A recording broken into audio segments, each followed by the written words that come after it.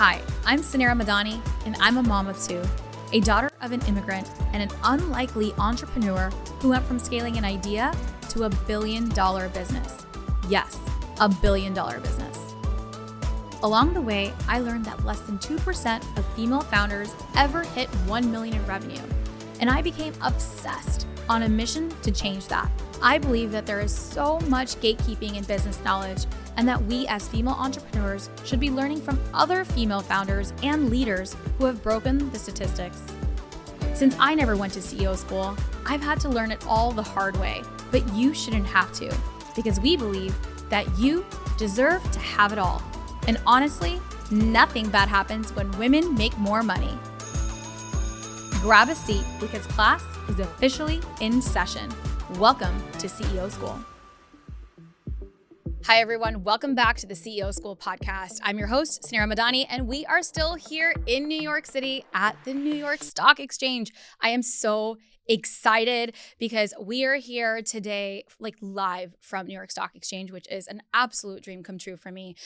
We've just had the most amazing conversations with the most incredible women. We are here in partnership with Supermomos and the New York Stock Exchange for the most unbelievable summit today. I'll actually be going on stage here shortly, but right off the side, we're here inside of our CEO School studio, and the whole team is here. The whole family is here. It's like totally utter chaos, but I'm so excited for this next guest that we have, because honestly, as soon as I started getting to know her, and I'm like, oh my God, I definitely have a little bit of imposter syndrome interviewing Pauline Brown today. Pauline is the author of Aesthetic Intelligence. She is a renowned brand building expert. She is the former chairman of LVMH USA and was a managing director at the Carlyle Group as well. She currently enriches future leaders as a faculty member also at Columbia Business School, and she serves currently on the board of Neiman Marcus. Her background is super impressive. She is so incredible, and I cannot wait to welcome her to the show. So Pauline, welcome to CEO School. Thank you. And I too am excited about the New York Stock Exchange. It feels very official, doesn't it? It really does. There is just this different level of energy here. It is a dream of mine to hopefully take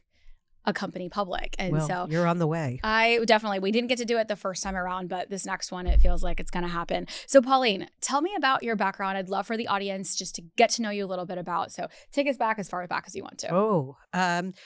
Well, I'll take you a little further back than when my career started. I am first generation American. And I grew up Where were your parents from? All four of my grandparents were survivors, World War II survivors. They were refugees from Germany and Austria, German Jewish, Austrian Jewish. My father's family fled Vienna, late 1939, lucky to get out. And he ended up emigrating to the States and grew up here, but with a lot of the baggage from what he had left behind. My mother's family also fled, but they ended up in Cape Town. And so she was born and raised as a South African.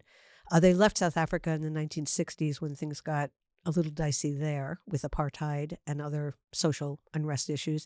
And so I grew up in New York, but I grew up in this family that really wasn't of New York. We were happy to be here. We were lucky to be living in this city.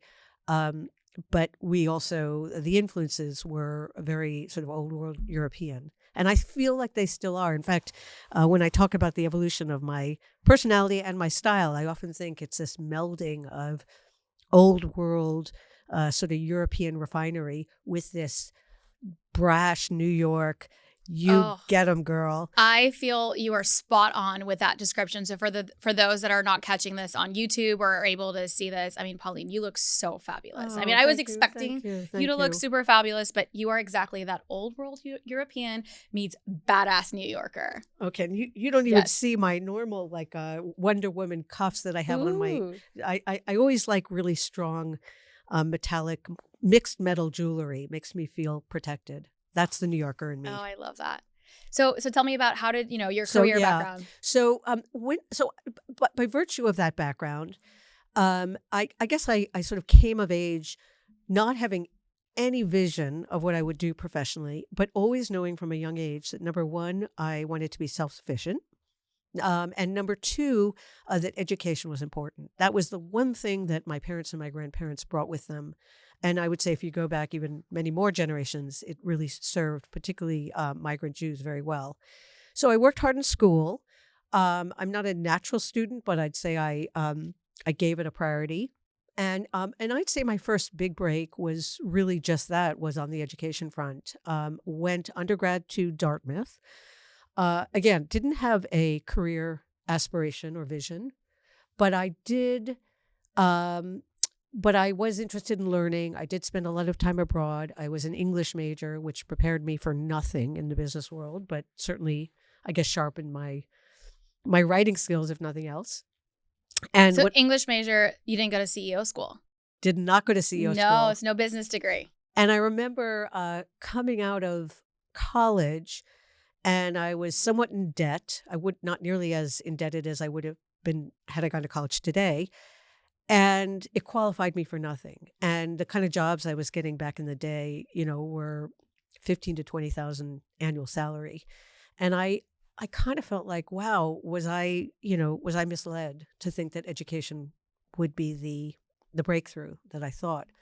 And that was very short term when I look back. And I tell my students all the time now, you do not get an education for transactional value of that first job. Mm-hmm. This, life is long, careers are long.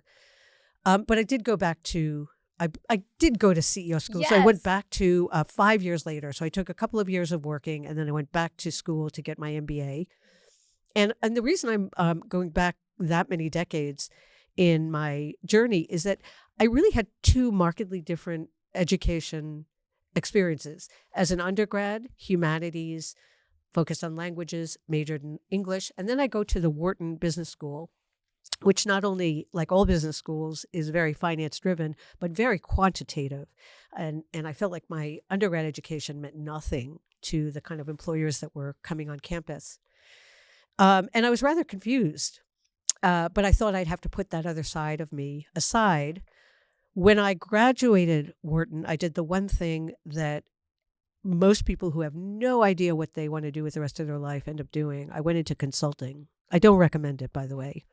And it just bought me time before I could start to figure out other things. Sal, my brother, actually, after school, after finance degree, was a consultant, and he worked for like the Big Four, Deloitte, and he loved his career path. I think he got to do because he has like entrepreneurial ADHD is what I call it. So he's like got to go from project to project to project, and it worked well for him in that way. But it doesn't really, you're right, like lead you to for a singular path. I'm at Bain. As I mentioned, I was with classmates that were thriving. I was not. I came to the conclusion, I would say two major epiphanies. One, that I need to be in a creative environment, that I don't need to be doing creative work, but when I'm with people who are driven by ideas and design and just a different way of thinking, I thrive. When I'm with people who are simply working on business analytics, I don't thrive. And I think the second thing is I'm a product person. I really get product. And the product at a place like Bain is a deck. And that didn't feel right. Yeah. So I looked at that point when I was exiting, I looked for a firm that made products I enjoy, that was driven by creative energy. And I ended up in the beauty industry. And I consider that, and I specifically ended up at Estee Lauder, I consider that chapter my first real job. I learned in the course of many years what a brand is. I would say I only knew it through the lens of a consumer. I knew that I liked certain makeup brands or skincare brands, but I had no idea how they were actually created. I had no idea why some were so compelling and so valuable and others fell by the wayside. So over the course of my many years at Estee Lauder, watching some of the sharpest brand builders in the world, I learned. And that launched my career. That's so incredible. I mean, I'm a huge just a fan of exactly what you said on building brands. Like there are so many, the world is so saturated with product, right? With everything. There's 1,000 lipsticks. There's 1,000, services and tools, and even in software, whatever else it is. But the ones that stand out are the ones that can really drive that compelling message, that can really connect with their target audience and really stand above the noise. What were some of how do brands stand above the noise? Because we have an army of the most incredible women in business that are all trying to stand out and have their brand speak out. So what advice do you have to really have a standout brand? Yeah. A couple of things. I mean, first of all, let me say it's hard. It's a lot harder now than when I started my career. In every product category, in every price point, in every market around the world, there are simply too many options. Yeah. And if anything, I think those that simplify the options will win over those that just sort of add more noise to the din. The three things that come to mind that really are the common threads among those brands in all categories. And I've worked in wine and spirits and watches and jewelry and hotels and restaurants. So I've touched on a lot of different types of brands. Number one, they have great stories. They're generally founded in truth, but they become embellished or mythical over time. The story of Coco Chanel is just that. It's a myth of who she was, but it was based on a real woman. They have great aesthetics. And by great, I don't mean that it's the most beautifully designed. I mean, it's the most authentically and richly designed. We respond to things that feel genuine, that feel distinct, memorable. And the third is experiential design. So even a handbag, it doesn't have that much value if it's just sitting on, a store shelf. Where it comes to life is what happens around the handbag, what we know about whether it's YSL or Dior or Gucci or whoever your favorite brand is. I think the entire environment in Chanel, which we buy it, it is Chanel. It is for many women. And they are one of the best at that. So I'd say story, experience, and this idea of authenticity. The worst thing you can do if you're trying to get your own brand off the ground is look at the market, look at your customers, hire an agency, and sort of try to make it up as you go. Because people will see through that. And generally, when you study the market and you design your brand around what you like and you don't from the outside in, it's not really connected to your story. So I think it's important to start from the inside and go out. What do you believe? Who are you? How do you communicate your own values through your aesthetic expressions? I think that that's such amazing advice, because I do feel like even in my own journey I built a software company, but our brand Stacks I felt like every bit part of me, and my story was important to the success of the business. How I thought about it was so different in the way that the Boys Club was doing fintech and finance. And you could really see it through the messaging, through our mission, through the colors and all of the things. And even what I'm doing right now with Worth, it's the same feeling. It's the same. It has to be you. And every time that we handed it off to a third-party agency, or when we were looking to go, it just never was the same. And there is that level of magic touch, and you have to be the most authentic to that brand, and best in that. And the best-in-class brands really do have that true level of authenticity, and they don't change constantly either. So if I think about the greatest brands, there's not much change. They're not constantly redesigning or upgrading with, market trends or the market's changing, and there's things that you have to update, but the brands that I feel like have always been around that are like the standout ones have stayed classic and true to the original core. Yep. I always say it's a very delicate balance between heritage and relevance.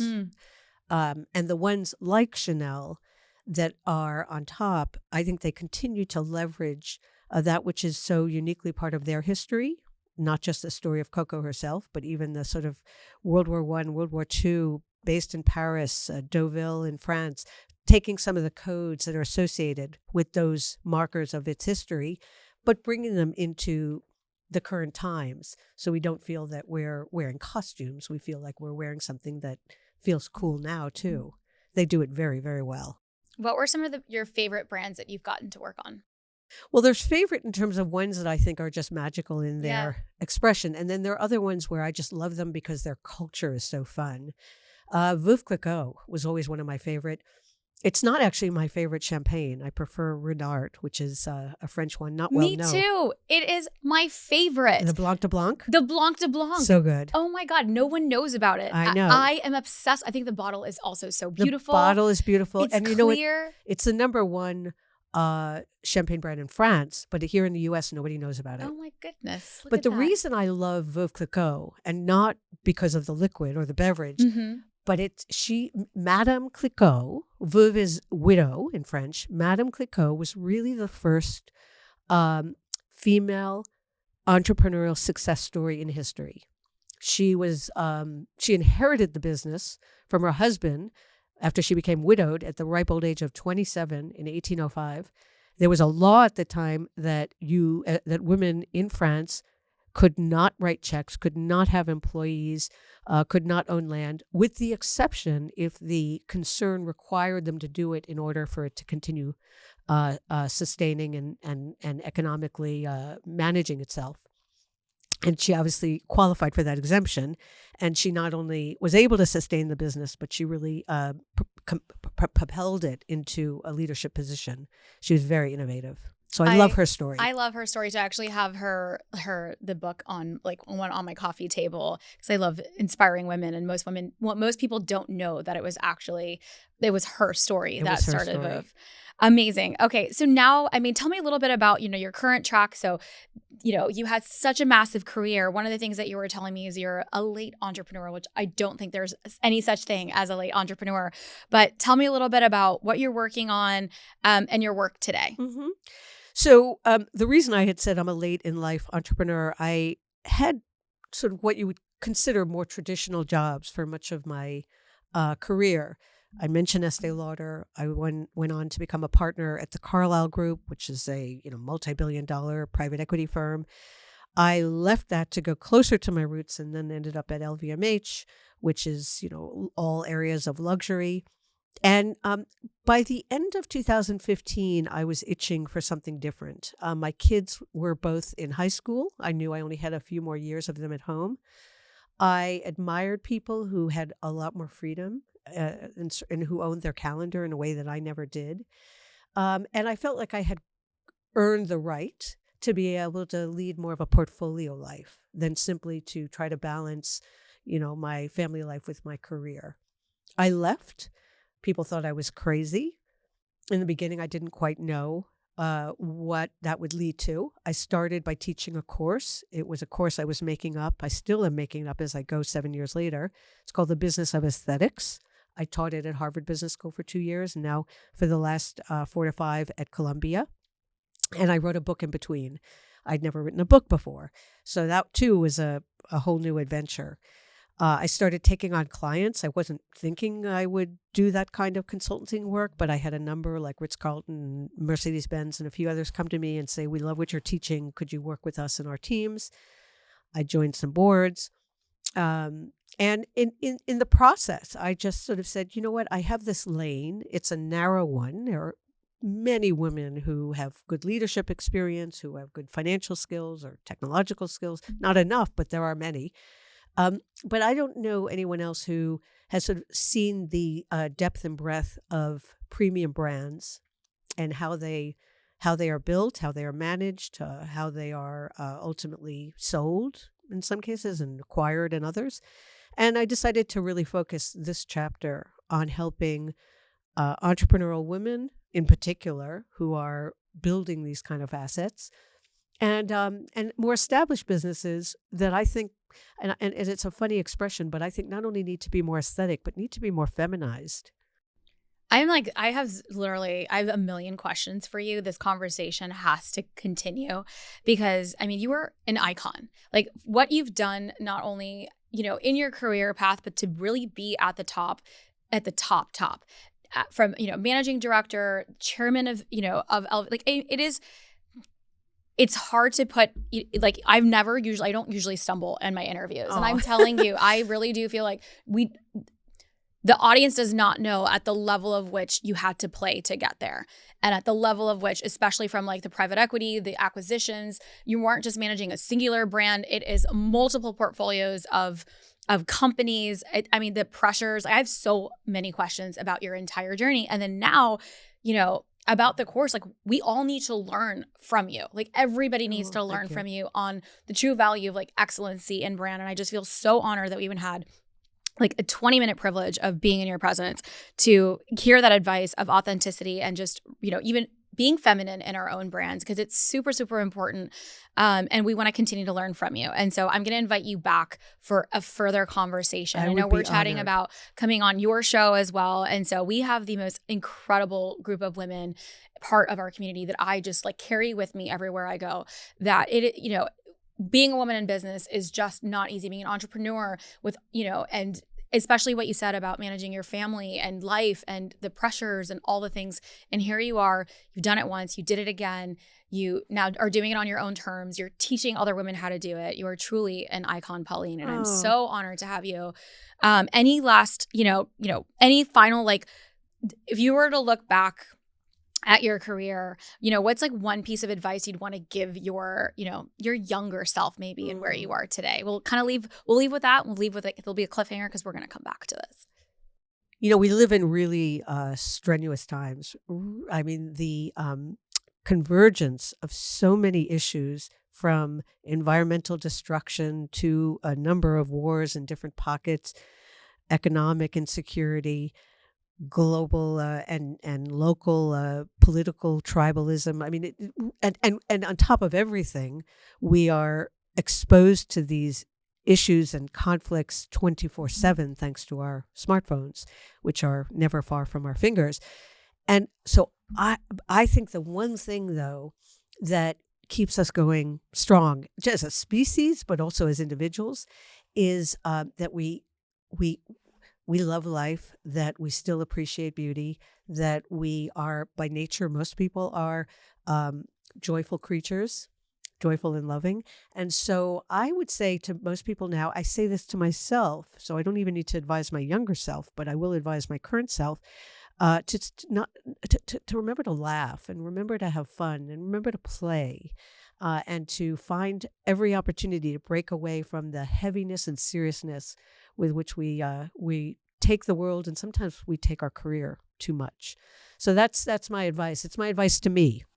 I love that. Thank you so much for that advice. It's such amazing advice. I'm going to take that to heart today. I cannot wait to have you back on and to really deep dive into building, the most amazing brands and through your aesthetic intelligence and everything that you've done. So thank you, Pauline. We'll be linking everything into the show notes. So we're going to follow you. Can we follow you online? How can we support you? Oh, thank you. Thank you. Well, I have a website, aestheticintelligence.com. If you're interested in the book, it's on Amazon, it's on Barnes & Noble, it's wherever books are sold. And I have a retreat coming up, actually in early May in Sintra. There are only room for 30 female founders, but if anyone's interested, they can find information on that website. Oh my goodness. We will definitely be linking all the things. This is amazing that you get to do this. So incredible. Thank you, Pauline. And we'll see you guys on the next episode of CEO School. Thank you for tuning into today's show. If you loved it, leave us a review. We are so proud to bring you authentic conversations, game changer expert guests, and valuable content on and offline. The best compliment you can give us is by screenshotting today's show and tagging us on Instagram at CEO School and at Sanira Madani. We are obsessed with swag, so don't be surprised if we want to send you some. Thanks for tuning into class today, and remember, nothing bad happens when women make more money.